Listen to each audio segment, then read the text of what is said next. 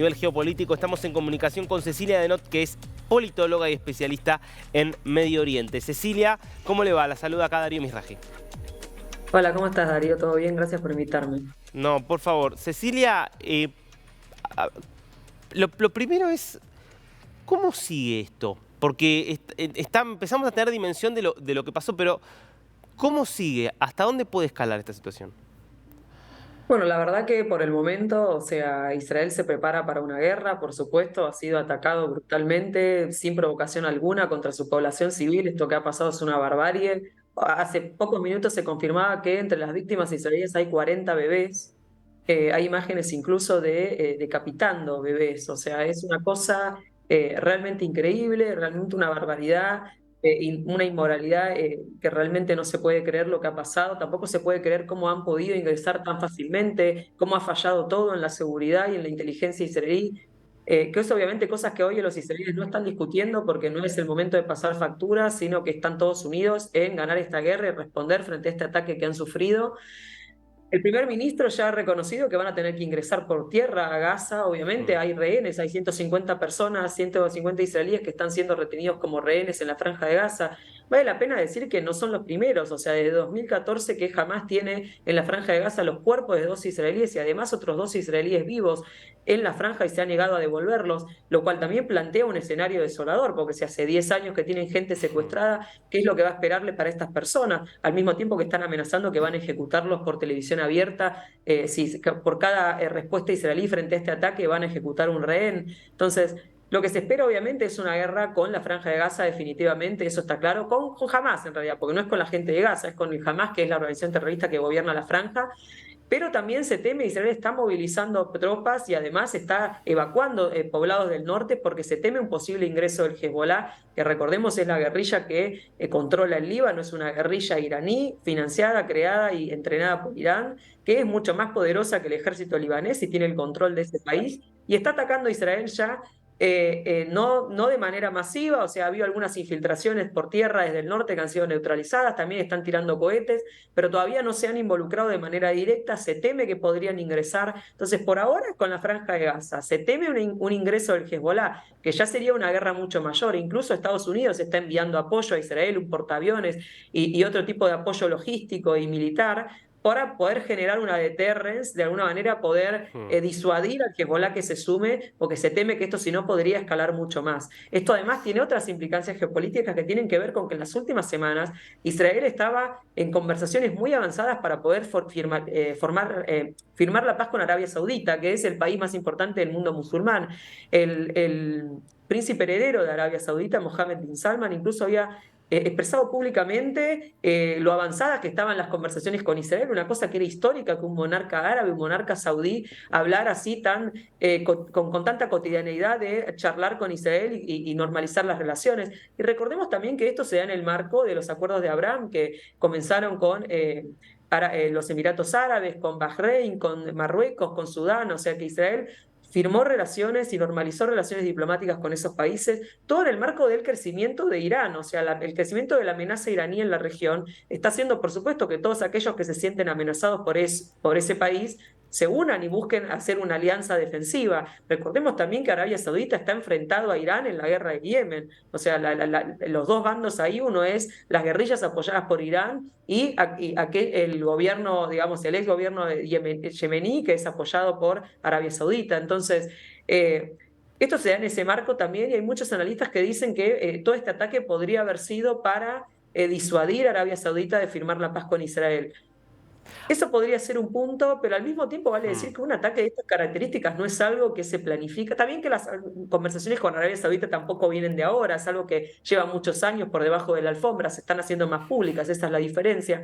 Pero un ataque de estas características no es algo que se planifica en pocas semanas, incluso en pocos meses. Esto es algo que lleva mucho tiempo de planificación, es algo que tiene apoyo internacional porque las guerrillas de Gaza son apoyadas financiera y militarmente por la República Islámica de Irán. Entonces, son guerrillas sofisticadas con apoyo internacional. Esto ha sido un atentado masivo, una declaración de guerra que ha sido planificada por mucho tiempo. Entonces, queda ver qué es lo que ocurre. Obviamente que eh, vamos, Obviamente que va a haber una guerra con Gaza, nos vamos a enfrentar a eso, una guerra de días o semanas, pero queda a ver cómo van a actuar los distintos actores. Pero sí me parece muy importante decir que el objetivo claro de estas guerrillas, de estos grupos terroristas, tanto el Hezbollah como de Hamas, como de la Yihad Islámica, pero también como de Irán, es borrar del mapa el Estado de Israel. Lo digo porque muchas veces se intenta de alguna manera justificar o bajarle el precio a estas acciones bárbaras y terroristas diciendo que es la lucha del pueblo palestino o que es la liberación. Estas guerrillas terroristas no están buscando un Estado palestino, no están buscando la paz con Israel, no están buscando una solución de dos estados, porque una solución de dos estados implica que uno de esos dos estados va a ser judío y a ellos no les interesa eso. Mm. Lo tienen en su carta fundacional, lo dicen abiertamente, lo que quieren es masacrar judíos, tirar a los judíos al mar, quieren borrar a Israel del mapa. Irán mismo está desarrollando armas nucleares y amenaza con borrar a Israel del mapa. Entonces esto es a lo que se enfrenta Israel, es una amenaza existencial. Por eso, más allá de todo lo que ha pasado, que es evidente que ha fallado muchísimas cosas, es evidente que cuando esto termine habrá que evaluar y tendrán que pagar responsabilidades a aquellos funcionarios que hayan permitido cuya negligencia haya permitido que una cosa así pase, pero en este momento el objetivo de Israel, del pueblo de Israel, es estar unido porque lo que amenazan, lo que enfrentan es una amenaza existencial. Y también me parece sumamente importante decir que me parece muy curioso que haya personas que defiendan este tipo de barbarie en nombre de los palestinos, o sea, como si los palestinos fueran esto, como si estas organizaciones representaran a los palestinos de a pie que cruzan todos los días a trabajar con Claro. Israel, que viven con israelíes todos los días y que también Cecilia, son víctimas de estas organizaciones. Sí. no, me parece que vos dabas en un punto que es muy importante, que está bueno por ahí explicarlo, porque por ahí pasa por alto y desapercibido. ¿Por qué para Hamas y también para Irán sería un problema tan grande una normalización de relaciones entre Israel y Arabia Saudita? Y porque sería la consolidación de una alianza defensiva en su contra. O sea, Irán lo que aspira es a dominar el Medio Oriente, o sea, también por eso utiliza el antisionismo, porque el odio hacia Israel ha sido utilizado históricamente por aquellos actores en el Medio Oriente que buscan dominar la región de alguna manera. Siempre ha sido utilizado como soft power porque es un elemento que sirve para movilizar a las masas. Por Hmm. suerte cada vez menos, porque cada vez más actores en el mundo árabe buscan la paz con Israel, pero históricamente ha sido utilizado como un movimiento de movilización. Lo ha hecho el Egipto de Nasser, lo ha hecho Arabia Saudita, incluso en su momento, y ahora lo está haciendo Irán. Entonces, ellos buscan dominar la región, buscan obviamente el crecimiento, su crecimiento militar y económico y su influencia en el mundo, y en este marco, obviamente, ese crecimiento de Irán amenaza la seguridad de otros países de la región, como de Arabia Saudita, como de todo el Golfo y obviamente de Israel. Entonces, eso ha llevado a que esos países se acerquen y al mismo tiempo también amenaza los intereses de Estados Unidos en la región. Entonces, Estados Unidos también se apoya en sus aliados son Arabia Saudita, Israel, los países del Golfo, para poder, por vía de ellos, neutralizar esta amenaza iraní. Entonces, desde este punto de vista, a Irán no le conviene que estos países normalicen sus relaciones y comiencen a apoyarse públicamente. Desde que los Emiratos Árabes Unidos han hecho la paz con Israel, su relación con Israel es mucho más cálida, hay vuelos diarios, los israelíes viajan a Dubái, los emiratíes visitan Israel, hay acuerdos de cooperación económica, de inteligencia, en todas las áreas. Y obviamente cada vez que Israel es atacado, los Emiratos Árabes han bajado muchísimo el tono de sus declaraciones. Estos son países que no hace mucho tiempo, porque en la guerra de Yom Kippur, en la segunda intifada, estaban apoyando la violencia contra Israel. Entonces, esto marca un cambio de época, de un nuevo Medio Oriente, donde muchos países del mundo árabe están abandonando este discurso intransigente, antisionista y extremista contra los israelíes, y están apoyando una posición mucho más moderada, y además también están empezando a exigirle a los palestinos que se sienten a negociar. Y estas organizaciones e Irán no tienen ningún interés Claro. en que se sienten a negociar los palestinos, porque además Irán utiliza la causa palestina como elemento de política exterior. Entonces, ellos necesitan que esto continúe, que esta lucha continúe y que los ataques contra Israel continúen. Y no tienen ningún interés en una negociación de paz, ni tampoco en la creación de un Estado palestino. A ellos no les importa eso, no es que están pensando en el pueblo palestino y en un Estado que conviva con Israel, están pensando únicamente en el ataque contra Israel y en borrar a Israel del mapa. Ahora, si vamos hacia una guerra larga, que es en definitiva lo que anticipó el primer ministro Benjamin Netanyahu, una guerra con invasión, con penetración terrestre, que obviamente es imposible que no sea una guerra cruenta por la propia estrategia que propone Hamás, donde se rodea de población civil expresamente para tratar de que muera la mayor cantidad de población civil, no solo israelí, sino también palestina. Por eso digo, los palestinos son víctimas antes que nadie y rehenes antes que nadie de la propia Hamás. Digo, en ese contexto, ¿es posible que avance una negociación, por ejemplo, digo, esta negociación de la que hablábamos con Arabia Saudita, o Arabia Saudita se va a ver obligado a, de alguna manera, retroceder en esa intención de normalizar con Israel? Y eso es lo que vamos a estar viendo en estos días siguientes. Como vos bien decías, el Hamas lo que ha hecho ha colocado todas sus posiciones militares en medio de poblados urbanos. Incluso hay videos históricos que se ven a periodistas de Al Jazeera, por ejemplo, transmitiendo y desde el propio edificio del medio cohetes siendo disparados hacia Israel. Entonces lo que hacen es colocar sus búnkeres militares, sus posiciones militares, sus lanzacohetes en lugares donde hay población civil. Entonces obviamente lo que están buscando es que cuando Israel responda para atacar, incluso colocan sus cohetes en escuelas de la Organización de la ONU para los Refugiados Palestinos, como decíamos, en medios de comunicación, pero también en muchos otros lugares, en centros culturales, que después obviamente Israel tiene que atacar porque son objetivos desde los que están lanzando cohetes a su población.